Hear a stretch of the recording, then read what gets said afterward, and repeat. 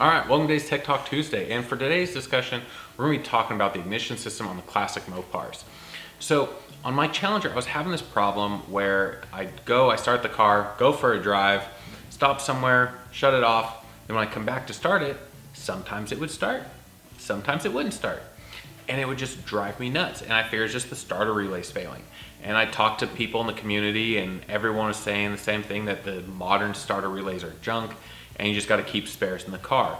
So that's what I did. I started buying every different brand that was available. I'd order them, keep them as spares in the car, see if some work better than others. And eventually it got to the point where it didn't matter if I had a brand new starter relay in there, it still wouldn't start right off the get-go.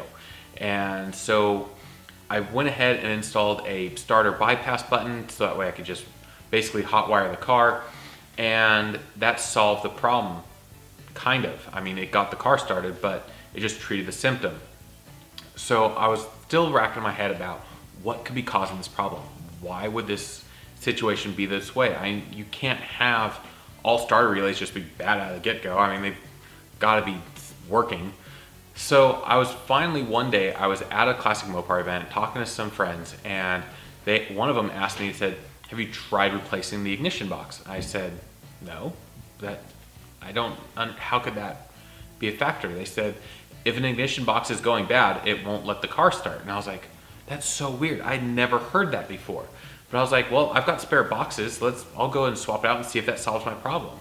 So that's what I did. I came home, took the Mopar chrome box off, slapped on the Mopar orange box I had laying on the bench, and it solved the problem. I couldn't believe it. I've been dealing with Mopars for over 20 years, and I never heard that the ignition box could cause a problem where the car wouldn't start. But sure enough, it really is wired that way. And so if you're having the same problem that I am, your car won't start, and you've swapped out starter relays and you still have an issue, check the ignition box, because that could be a source of your problem.